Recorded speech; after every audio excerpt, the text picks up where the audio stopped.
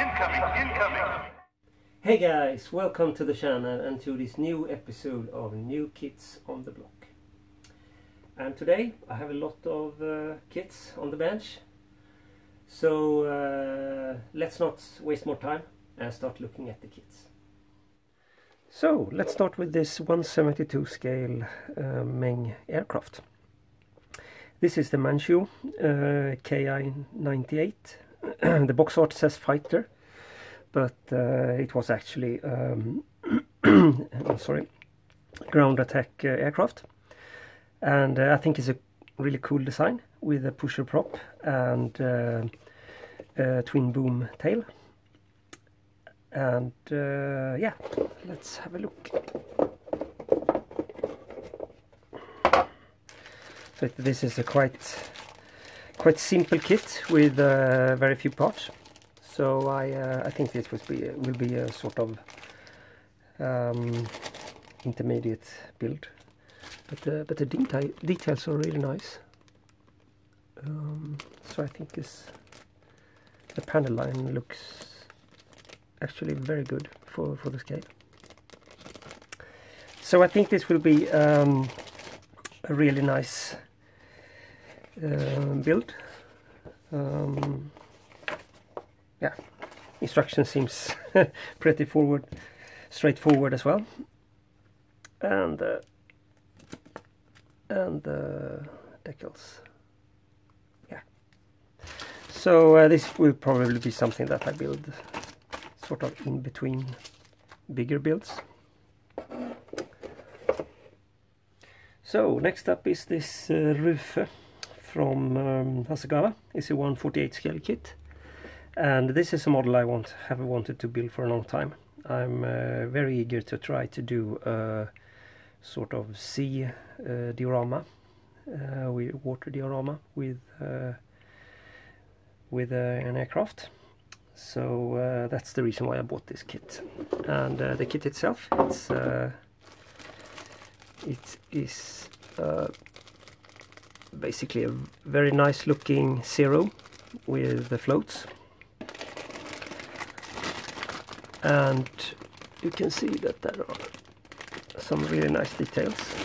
The engine cowl is molded as a separate part, and yeah, I think this will be a really nice looking aircraft.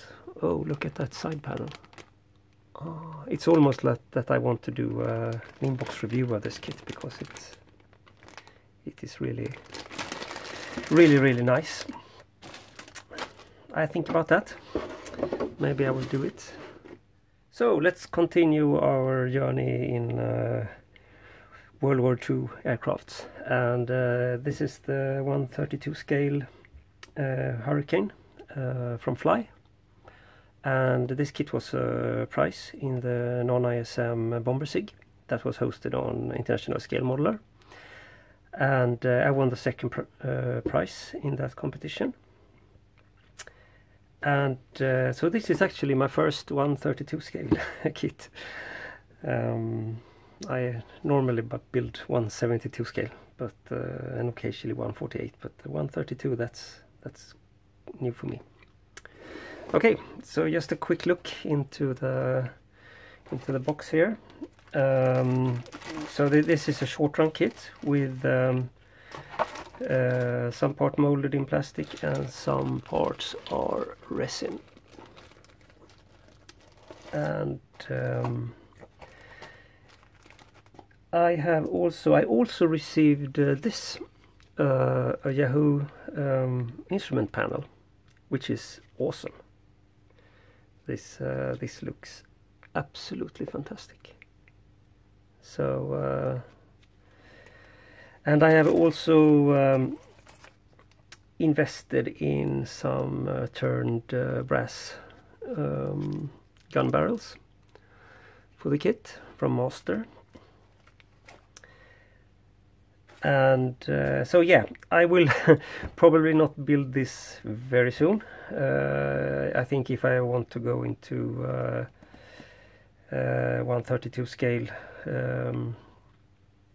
building, then I'm building the 132 scale kit. I will probably start with a Tamiya or something like that, just to get the feel for it and everything.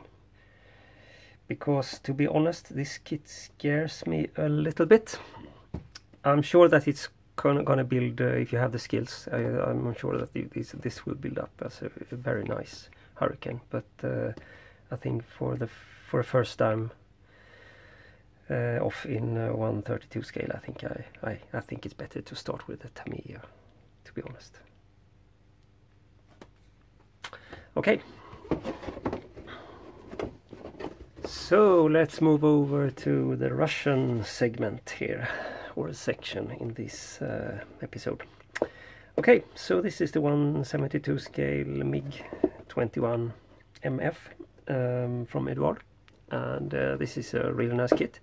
I've seen a lot of reviews of it out on the net, and also built up models, and it looks absolutely fantastic. And if you look at the kit, it's just what you expect from a modern Eduard tooling in 172 scale. This is a really nice kit with a lot of details and quite many parts, I must say. So it's probably not a super easy build, not like the Mansyu, the Ki98 that I showed earlier. So this is a profit pack, which means that there are masks and footage already in the kit, and also some nice marking options here, I see. And yeah, this is a really nice kit that I'm really looking forward to build. And I also bought the pitot tube for it, because I think that that is one of the things that looks really impressive on the aircraft, is the boom, or the pitot tube. As you can understand, it will be quite a challenge to to put the P parts for that together. But I think it will look great when it's completed. So that is another build, that I will probably do that as a vlog build or something, because it's so many parts, and there is so much to talk about when it comes to MiG-21. So I will probably do that. So the next kit is the Trumpeter Sukhoi 34 Fullback, and this is also 172 scale kit, but it's a huge box and it's also a quite impressive aircraft. You can see, look at the size of this. It will be a really big model, even in 172 scale. And one other thing is that with this kit you get basically a full loadout with all the possible weapons that you can put on this multi-role or striker fighter aircraft. There are excellent details. I'm not sure if you can see this, but the burner cans look really nice, and they are molded in one piece, and they have done a really good job. There are no sprue gates or the crosses that are normally inside the burner cans to distribute the plastic during the molding. They have thankfully not done it like that, but they still look amazing. So there is some great job done there with the molding and the tooling. And as I said, this is a kit, I think it's more than 550 pieces, and it will be quite a comprehensive build. So it will probably take a while before I start with this, but I will keep it in the stash. And together with my other 172 scale Russian aircrafts from Trumpeter. So let's move up a notch in size. This is the MiG-31, the BMBSM from AMK. It's a 148 scale kit, and this is a huge box, so it's almost out of shot.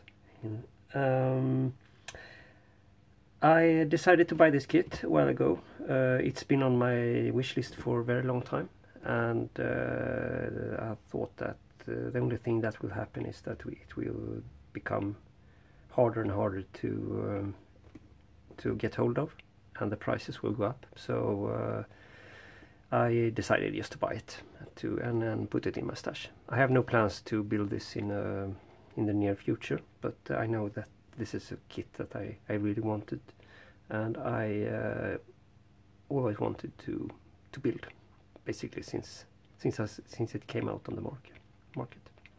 Okay, so if we look inside the box, the kit itself is a very nice kit. Everything is properly packaged and marked, and yeah, and there are a couple of really good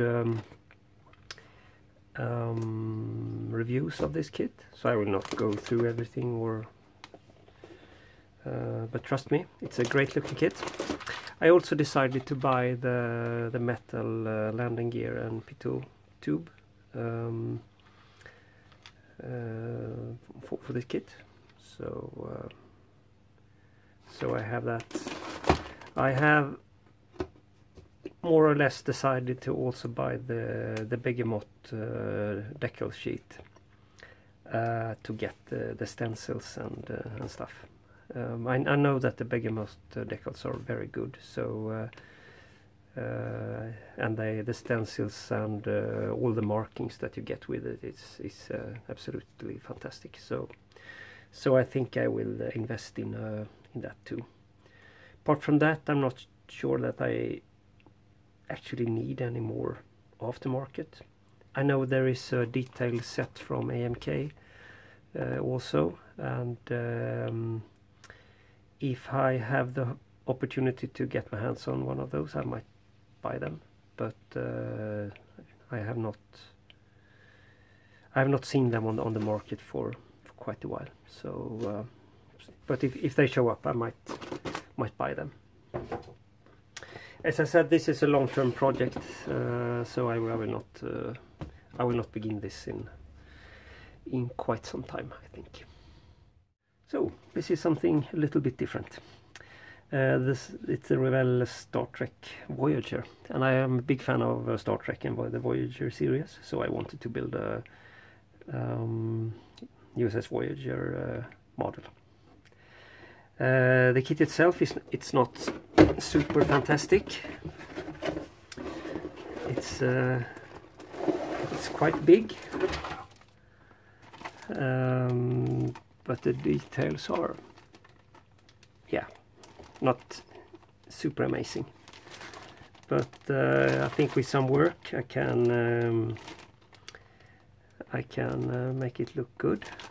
And as a bonus, I will add some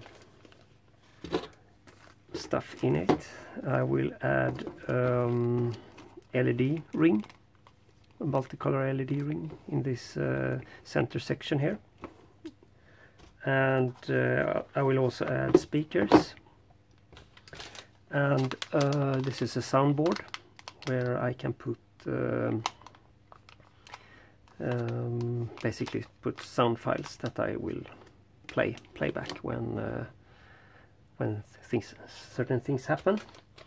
And here's a touch controller that I will also use, and some more multicolor LEDs. So this will be fully lighted and with sound and yeah, everything. So that means that I will build a base for it as well, to put everything and to house all the electronics and stuff like that. So and I think this is a build that I am very eager to start this. I will start this very soon, maybe after I finished the Thunder Chief that I'm working on right at the moment. So and this will be some kind of video series on that, or vlogs on this build as well. So stay tuned for that. This is the final section here with some armor kits, and this is the Takom Chieftain Mach10, and this is a kit I have really no plans for this, except that I think that I will paint it in the Berlin Brigade camo. I think that looks fantastic, and this is probably a build that I will do when I want to take a break from aircrafts and do something else. So, but I have no schedule for this yet. But I think that it will be a nice build, or at least I hope so. Here's another, what I would say, casual armor build, or a subject for that. This is probably something that I will build when I want to take a break from aircrafts and do something else for a while.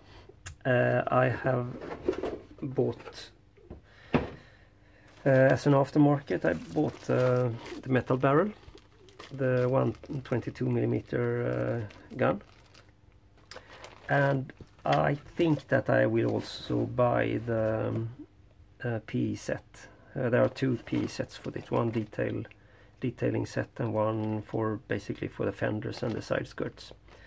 And I think I will get both of them. So because the build itself is quite simple, it's not so many parts. So it could be fun to do that. Also, I think that the vinyl tracks look a little bit boring, so I will probably also go for fuel white metal tracks for that as well. So here's the Trumpeter KV1. It's an old kit, but I got this for a very good price, so I thought that I buy it. It's always nice to have a KV1 in the stash, so if some group build or whatever turns up, or you just want to build some World War II armor, then this is a really nice choice, I think. I built KV2 a while ago, so I thought that KV1 is always nice to have. And the kit itself is, yeah, it's not much to say. It's a standard kit. The interesting thing with this kit, it's link and length tracks, but you can see that the tracks are actually sagged. So it's I think you don't need to have the metal tracks or white metal tracks for this. You can actually make this look really nice out of the box. So so I will probably not use the vinyl tracks and use these instead. So yeah, not much more to say about that.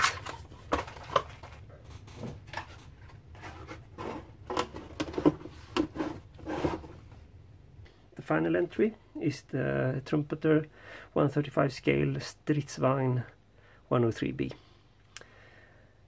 and think my plans is to build this as the first pre-production series, the -0, and which means that I have to modify it a little bit, and I also will use these early track links with the kit. I have bought there are two large sets of PE for this kit, and I also bought the metal gun barrel. My idea is to build a diorama or a small vignette with a tank in a sort of hull down position where you have raised the backs of the tank on its using the hydraulic unique, I would say, hydraulic suspension that is on this tank. That will require quite a bit of modification of the link arms and everything here, but I think that is doable. So that is my plan for this kit, basically. And this is something that I have no real schedule when I will do this, because this will be a very comprehensive build. I will do a lot of modification on the kit itself. Even more that I did on the 103C that I built a while ago. So this will be a long-term project, I guess. Okay, so yeah, that's it, guys. Hope you enjoyed this sort of tour of my latest purchases, and thank you for watching, and I see you in the next one. Goodbye.